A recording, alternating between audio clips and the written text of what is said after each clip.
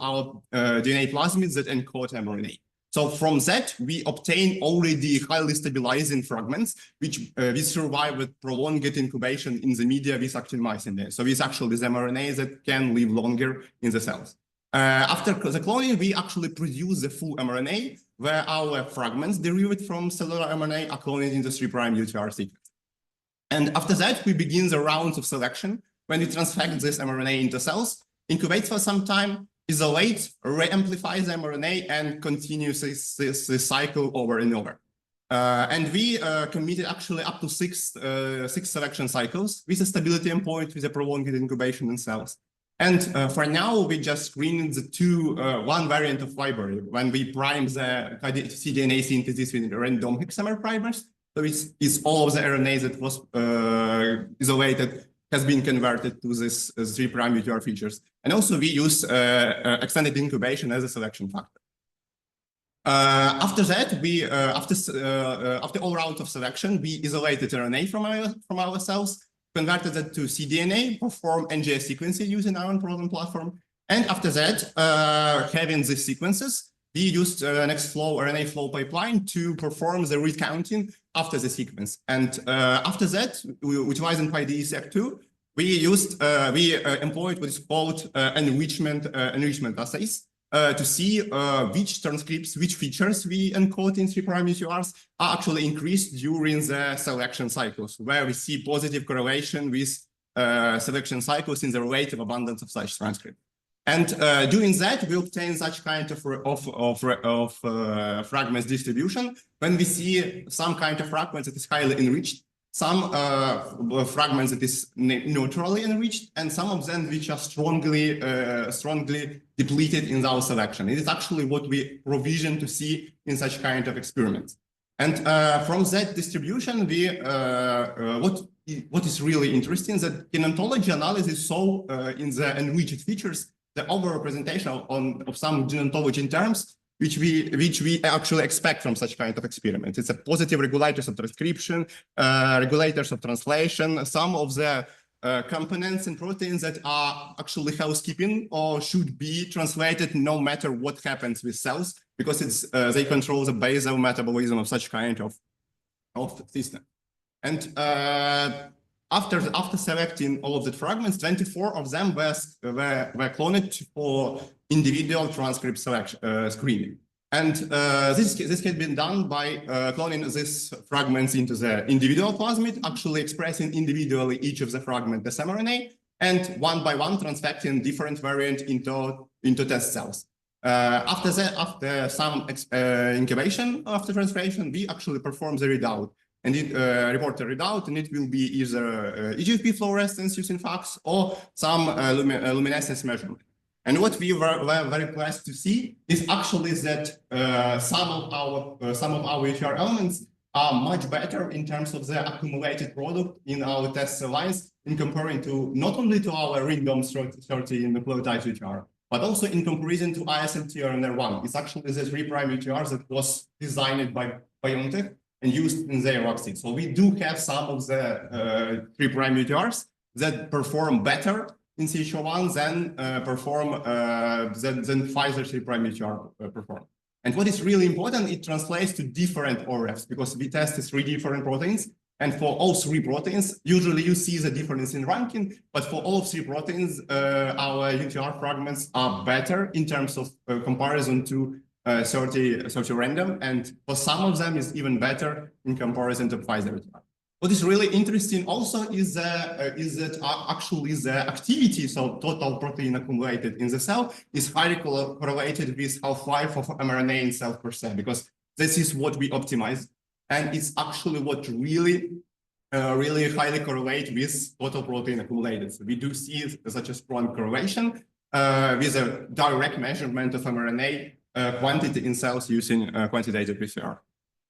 But we do not stop there, and we actually want not only to use these UTRs in the CHODG44 cell as our main target for protein expression, but we want to use them as a vaccine UTR in some of the relevant cell types. And we tested the generalization of this dataset to 4 different cell types. C2, C12 is actually the murine cell line. to test interspecies translation, and 3 other of human cell lines was hepatocytes, epitheliocytes, epithelial carcinoma cells, and actually the monocytic cell line that this has been differentiated into macrophages using for bone marrow stem SSA treatment.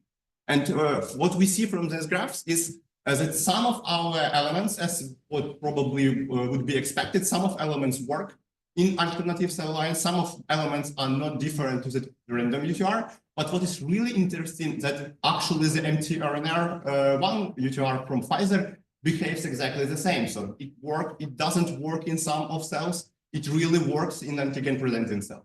And the same we see with our set, because some of the UTRs, like UTR6, really do not work well in hepatocytes, but work very well in antigen-presenting cells. Some of the UTRs actually very ubiquitous. So in comparison to Pfizer UTR, we see efficient increase in protein output in deep multitude of different cell types. So you actually need to remember that this is a different cells. It is a different species even. So with that, we're actually trying to expand on the results we do have, and we want to test a combinatorial library of such fragments. So whether we combine these fragments into a single unit, and if such combination exists and translates, whether it increases the translation or like functions, whether it increases the translation of our target in the cell. So another part I want to talk is actually the ORF optimization, because during the end of 2010s, the seminal works of Moderna actually begin to showcase that the activity of mRNA translations, of the amount of protein we get, is not only related to the UTRs we have, capping mechanism, etc. It's very much dependent on codon optimization, because different codon optimization variants are actually very, very diversely expressed. And such type of job will actually optimize the codon context for the RNA is very complex optimization problem, because due to long sequences of ORFs, you have astronomical number of variants you need to test in order to comprehensively profile this type of variability.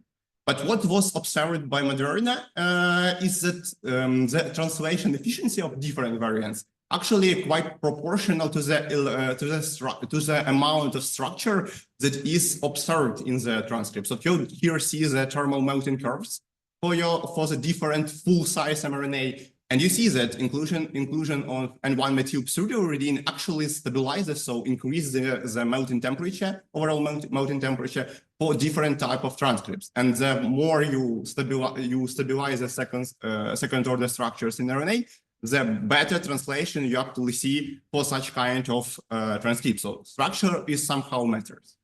And these clues led to some designs that utilize ShapeMap. It's a technology that allows us to profile the structure of mRNA, profiles of different type of RNAs, actually all nucleic acids that have 2' hydroxyl group in vitro and even in vivo setting. And the method actually works by modifying that 2' hydroxyl group. And these modifications highly increase the mutation rate when you perform the cDNA sequence synthesis on such chemically modified RNA. And later on, you can see the mutation rate on different parts of RNA. And from that, you can deduce which parts of RNA was exposed to solvent and to chemical to profile structure, and which one is not.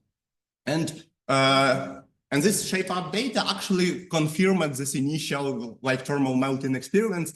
And you really see that more highly structured RNA, which are typical for N1-methyl pseudouridine modified RNA, allows better translations than more flexible structure. So we do see that structure, that overall structure for the ORF and the whole RNA is quite important. But as with the MHC presentation, we really need such kind of complexity is not possibly to be analytically deciphered. And actually, the language models also play a great role and wonderful tool to tackle such kind of problems. And one of such models is a codon BERT. It's a BERT-style large language model that has been trained on a corpus of 10 million coding transcripts and different sequences, which was available in public databases. It's actually not a very complex task because it can be done on a moderate size computing facility in a week, for example. But what we obtain after training such kind of networks, we actually begin to understand the structural complexity of RNA, and we later on can connect it to the actual translation rate for the transcripts we have, to their stability or any other features you want to correlate with such embeddings that can be extracted from such large language models. And we see that Coding Birds excels in terms of the prediction of translation efficiency for flu mRNA vaccine candidates in test cell types much better than other state-of-the-art algorithms that is used today. And what we see is actually the generalization to different features, not only to the translation efficiency, but say to the ribosomal load or to the stability in solution. So actually, large language models capture the complexity that's needed to explain why different CDAs behave differently in terms of the stability or ribosomal load. And what I want, with which I want to close my talk, is actually that a little bit more about the large language models as a whole, because it's quite a powerful tool to tackle many multifactorial optimization problems. So, when you have a complex system with multiple degrees of freedom, where you cannot actually decipher analytically the structure-activity relationships or descriptor-activity relationships, language models is actually quite a great tool to decipher this type of activities. So you encode in such representations on different features of your molecule, and these features is already, these models already learn from different sequences. Actually is a grammar of mRNA. So how different sequences, different elements, different codons are connected together to give specific folding, specific regulation or translation. And when you have such representations, you can fine-tune them to predict different types of functional data, like some structural data or performance in your specific functional assay. So, and these models are open source. They are available just to use to infer. They are available for inference for free, and you should really engage and try to implement such type of research tools when you tackle with such a multivariate optimization problem. So for the sake of time, I will probably skip a lot of information I wanted to say today because the topic is quite complex.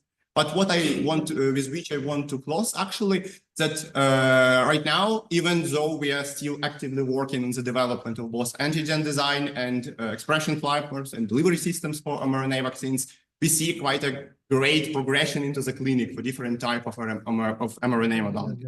And of course, COVID vaccines and influenza vaccines are leading. So because they already have been validated as a suitable antigen for mRNA vaccines. But we actually see a lot of different pathologies, a lot of different diseases that can be tackled with mRNA as a vaccine platform. Among them are cytomegalovirus chronic infections, Epstein-Barr chronic infections, and even such complex and tricky disease to develop vaccines like HIV and tuberculosis. So with that, I want to thank all of my colleagues, my team who delivered most of the results I presented today.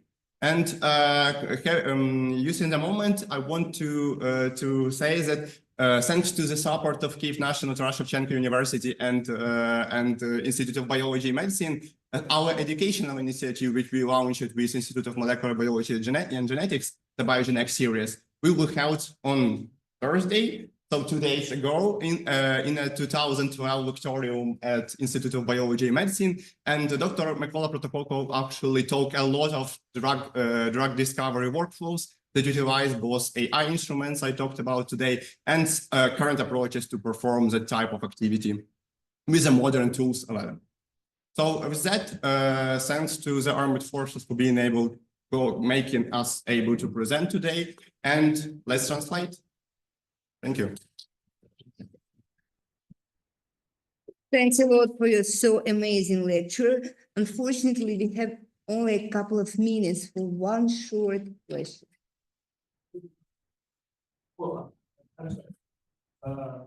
Yeah, thank you.